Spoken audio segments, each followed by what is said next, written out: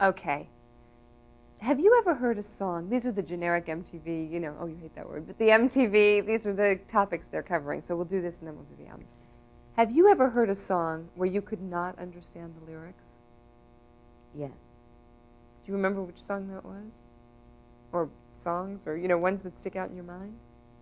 No, because since I never heard the lyrics, I can't remember what the song was, but I've heard many songs that I haven't, and I've been aware of it because, as I already told you, 5 years of the theory of speech communication, you're very, very aware of people not eloquently pronouncing their words.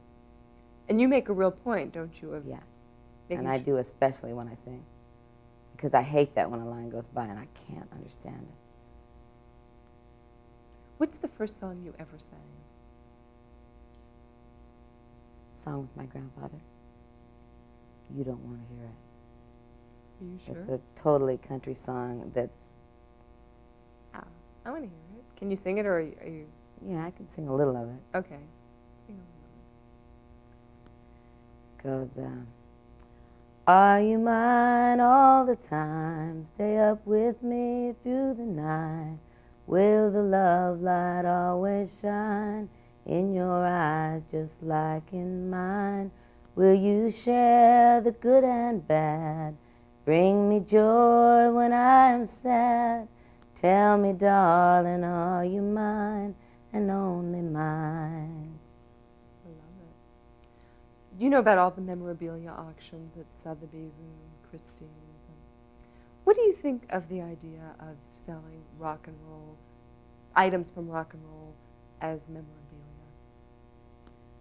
I think it's fine if it's okay with the artist. I don't think it's fine if they were stolen, or you gave something to somebody as a present, and the next thing you know, they're on auction at Sotheby's. Or if mostly I hate it if somebody just comes in and says, I'm just gonna kind of borrow this, and you think it's going on their wall, and the next thing you know, it's been hawked. Have you ever bought anything at one of those auctions? No, I've never even been to one of those auctions.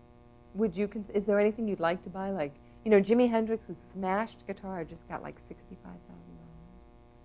I would not buy a smashed 60,000 guitar if it belonged to Benjamin Franklin. I don't think he smashed his guitars. He didn't smash his guitars, or a clock, anything. I wouldn't know. Do you think that's ridiculous? I think it's ridiculous. And I mean, unless you're just really a nut about having stuff that belonged to a certain person. I mean, I have some things. I have a pair of garnet beads that belong to Janis Joplin. I have a really beautiful black velvet and chiffon blouse that are very similar to the blouses, to my long Rihanna blouse that my mom has, that's all put away in tissue. I have a couple of things, a couple of other things, but those are the two most special things to me. Where did you get those? From a very good friend of mine named Brian Murphy, who does go to all those auctions. You have been rather open about the excesses of the rock and roll lifestyle. Can you tell us about your, quote, new sobriety? Well, it's not new. It's about 7 years old, actually. It's taken a long time to get used to it. There's a lot of good things about it. You're clear, you're focused, you're centered. You run your own ship. People can't get away with what they used to be able to get away with. People don't take advantage of you as much. People don't walk over you like a doormat like they used to. People don't tell you things that aren't true because they know you're going to find out.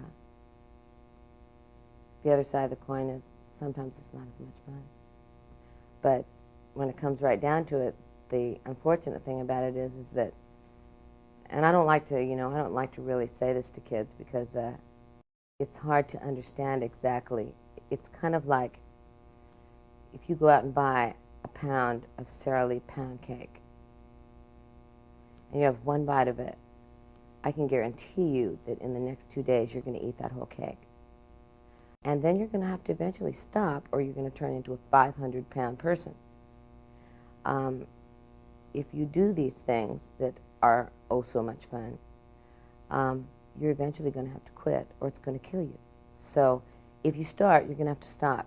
So for me, I don't like to stop.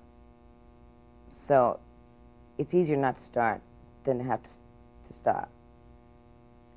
You discuss your relationship with Don Henley really openly on the album cover notes.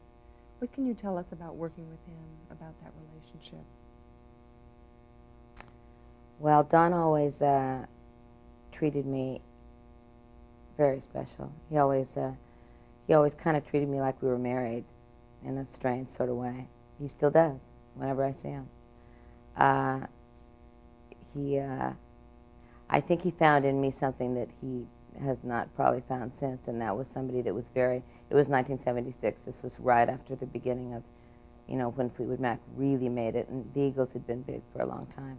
So he found a very different kind of girl in me than in most of the women that he was used to hanging out with, and we had a very special relationship because of that.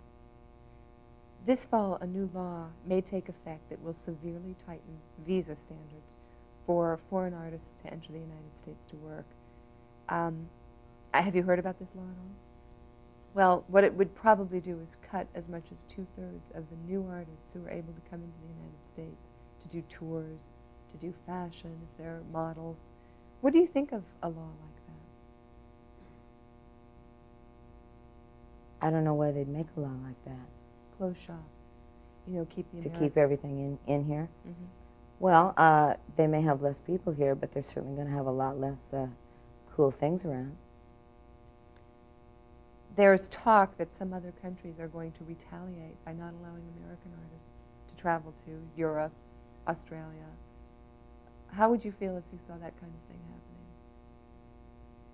Well, that would really be a shame, wouldn't it? To not be able to take your music to Europe or to Australia or to Japan or to wherever, because that's part of the fun, is touring the United States and then going to Europe and following it up there, and going to the different countries and playing for different people that you are very different from you are, and I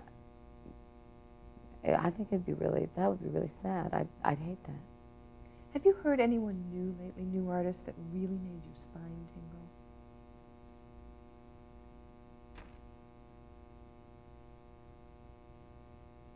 I'd really have to think about that one, Laura, for a long time, because I make tapes of different artists, of different songs, or I have two friends of mine that used to be fans and who now have become very good friends, whose names are Wendy and Lisa, and they make me these incredible tapes, and they glue in the names of who it is. But of course I never look at that, so I just listen to the tapes. And so I have no idea who I'm listening to. And I like a lot of the music, but I don't know who it is. If somebody were to say to me, it would come on the radio and I could sing along with it, and somebody would say, "Who is that?" And I'd say, "I don't know." Will the mystery artist please Exactly. So, there is a lot of new music that I like, but I don't really know who they are. MTV just turned 10 on August 1st. What would you give MTV for its 10th birthday?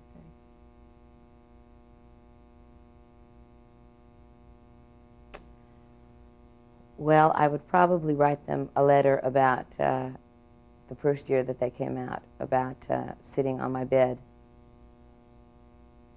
at the end of my bed, like this, watching MTV. And watching it constantly. I mean, constantly. And thinking to myself, I love my MTV. I want my MTV. And it was really, really, in the very beginning, it was really fun because none of us really knew if it would really make it. And it was an amazing gamble that they took. And I think they were very brave for taking that gamble, because now it's become such a part of, sometimes I wish that they would go backwards a little bit. But, who goes backwards? Everybody has to progress. I have to progress. I have to keep doing new things, so I can't expect MTV or anybody else to stay the same. Who would you nominate as the king and queen of MTV?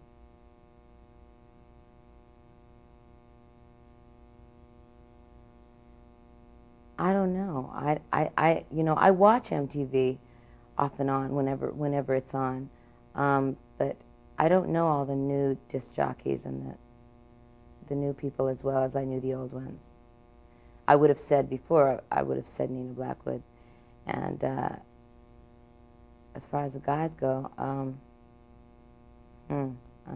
unforgettable. I don't know who I would have named as the king. The only guy I knew there was Mark. His name Mark.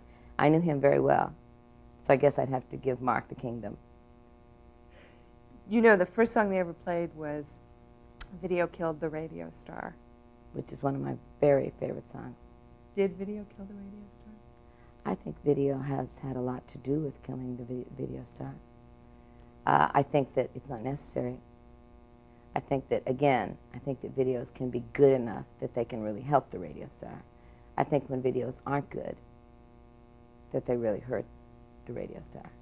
I think if you see a bad video and you turn on the radio and you hear the song, you might have liked it. But if you've seen a bad video, you'll just turn it off. You'll switch channels instantly. What do you think MTV can do to exert a positive influence on the really large young audience that they have? Well, I think they can have a lot to do with how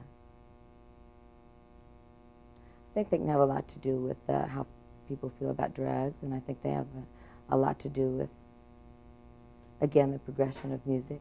And I think that they can, I think they can go through their different trends, which they do, again, just like I do. And I think it always will come back around to rock and roll. And I think that's the cool thing about MTV, is that it's always going to come back around to real rock and roll.